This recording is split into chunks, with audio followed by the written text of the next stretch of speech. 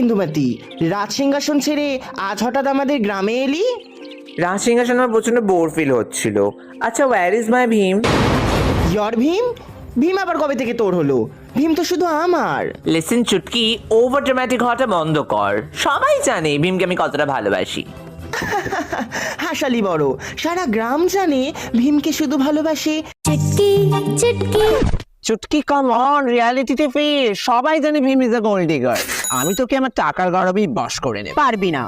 ভীম কখনো টাকা চেনে না, ভীম শুধু চেনে আমার লাড্ডুকে, মানে আমার মায়ের বানানো লাড্ডুকে। তুই তো বানাস না, তোর মা বানায়। এবার এত ঘ্যান কিসে? বাবার টাকায় ফোটানি মারা বন্ধ কর।